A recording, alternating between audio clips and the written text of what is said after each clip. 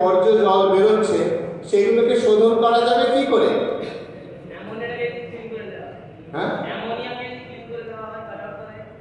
আচ্ছা আচ্ছা ঠিক আছে, এরকমটা হতে পারে। তোমরা ইট দেখেছো?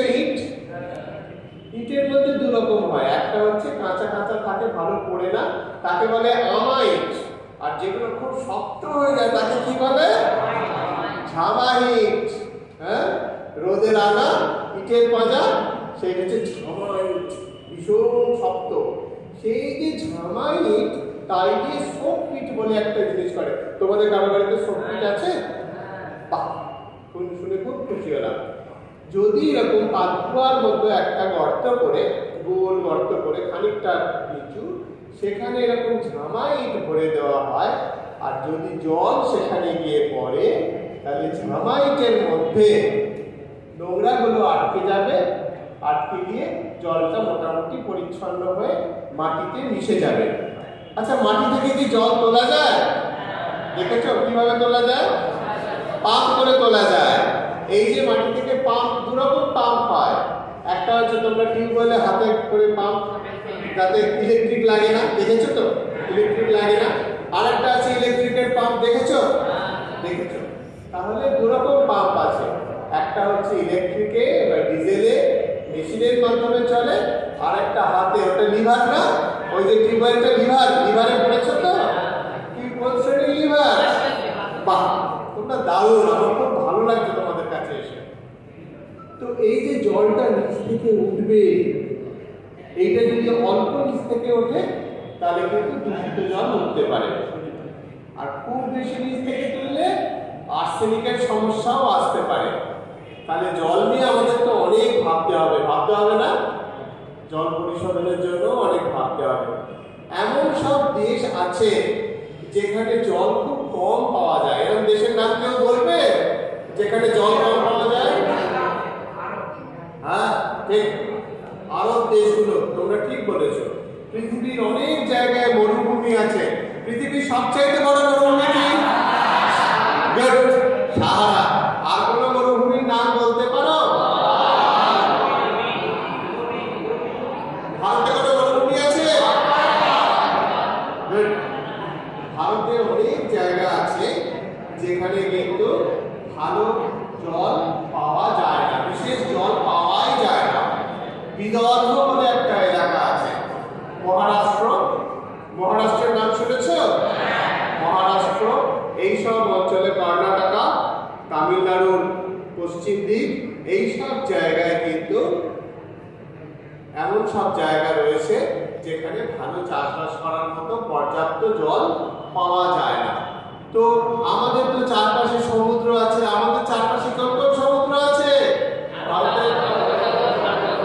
হ্যাঁ, আরব সাগর, বঙ্গোপসাগর, ভারত মহাসাগর, এই আমাদের সমুদ্রগুলো রয়েছে। কিন্তু সমুদ্রের জল নোনা, তাই তো? নোনা, সেই জলে তো চাষ হবে না। কিন্তু দুবাই, ইসরায়েল, এই সমস্ত দেশগুলো কি করছে? সমুদ্র থেকে জল নিয়ে ছেঁকে ফেলে, খুব ব্যয় সাপেক্ষ, খরচ সাপেক্ষ, তবু তারা তৈরি করছে। বাতাস থেকেও জল টেনে নেওয়া যায়। তোমরা জানো বাতাস থেকে কোন কোন জিনিস জল টেনে নেয়? ঘরে কেউ দেখেছো? রান্নাঘরে? হ্যাঁ, নুন, এটাকে বলে চুন। নুন, চুন মিলিয়ে দিয়েছে কিন্তু, দারুণ, নুন, চুন। এরকম কিছু কিছু জিনিস আছে যারা জলকে টেনে বার করে। বাতাসে কি জল আছে? কতটা আছে? হ্যাঁ, দারুণ। এক এক সময় আমরা আর্দ্রতা, হিউমিডিটি আমরা মাপতে পারি। তবে মোটামুটি ভাবে, সাধারণভাবে বাতাসে গড়ে কতটা জল থাকে সেটা আমরা জানি। বাতাসে নাইট্রোজেন কতটা থাকে আমরা জানি, অক্সিজেন কতটা থাকে জানি, কার্বন ডাই অক্সাইড কতটা থাকে জানি, নিষ্ক্রিয় গ্যাস কতগুলো আছে সেটা জানি, গড়ে কতটা জলীয় বাষ্প থাকে আমরা জানি। সেটা বাড়ে এবং কমে। কেন বাড়ে?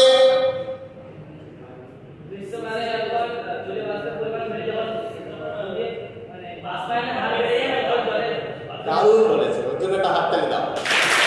খুব সুন্দর বলেছে। এই যে আমাদের জলভারটা রয়েছে পৃথিবীর পৃষ্ঠতলে, পৃথিবীর যে বক্রতল, এটা তো একটা গোলক, গোলকের বক্রতলের ক্ষেত্রফল কে বলতে পারবে?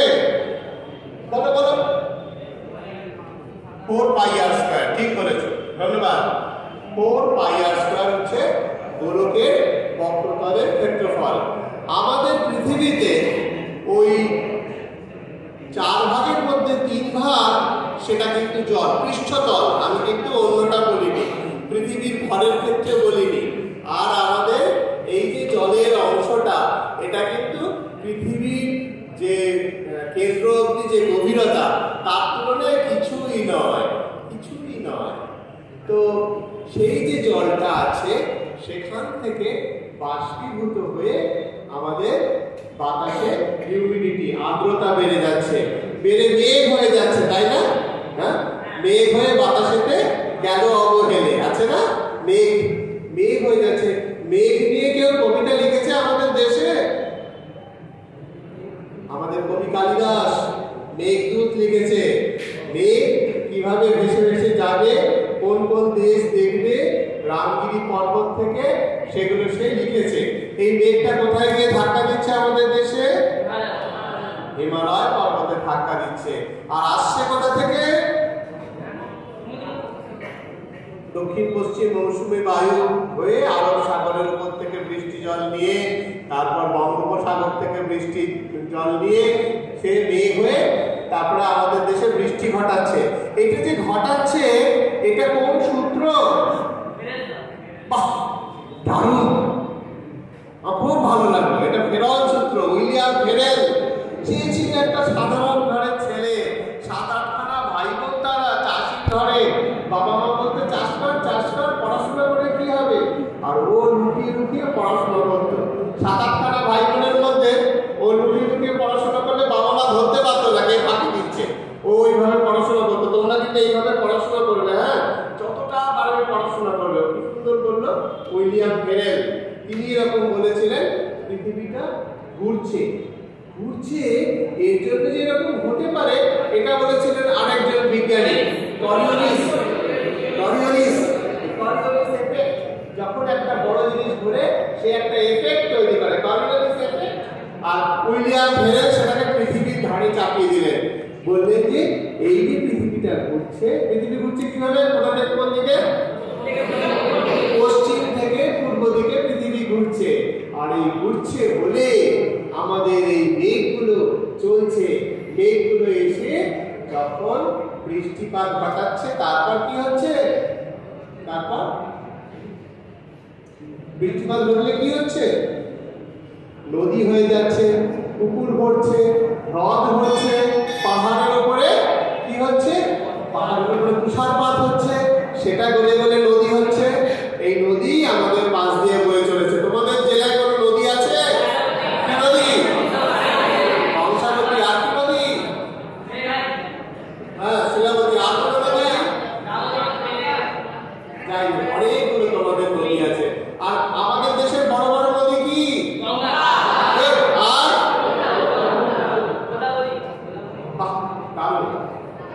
গোদাবরীকে দক্ষিণের গঙ্গা বলা হয়। কাবেরীও খুব নাম করা নদী। কাবেরী, কৃষ্ণা, তাপ্তি, নর্মদা, সিন্ধু, ব্রহ্মপুত্র, শতদ্রু, ঘরঘরা, কত নদী না আমাদের, সোন, গন্ডক। হ্যাঁ, পশ্চিমবঙ্গের বড় বড় নদী হচ্ছে তিস্তা, তোর্ষা, কালজানি, সংকোষ, রায়ডা, ওদিকে মাতলা। হ্যাঁ, বাহ, অনেক নদী, অনেক নদী। আর পৃথিবীর সবচেয়ে বড় বড় নদী কে বলবে? নীল নদ, আমাজন, তাই তো? হ্যাঁ, মিসিসিপি, মিসৌরি, কঙ্গো, এই সমস্ত হচ্ছে মেকং, মানহো, এই সমস্ত বড় বড় নদী। এই নদীগুলোকে রক্ষা করতে হবে না হবে না? নদীকে রক্ষা করতে হবে। আর চাষিকে বলতে হবে, তোমরা তোমাদের ক্ষেতে ছোট পুকুর করে জল জমাও, খানিকটা জল জমিয়ে রাখো। আর আমরা যতটা পারি জল যত্ন করে ব্যবহার করব। যেটুকু জল লাগবে, যখন আমরা দাঁত মাজছি, মেশিনটাকে হিসাব করে, মেশিনের কলটাকে আমরা হিসাব করে চালাবো। আর কেউ আমরা জলাশয়গুলোতে, পুকুরে দেখবে নোংরা ছড়ে, পুকুর ভরাটের বিরুদ্ধে বলবে তো?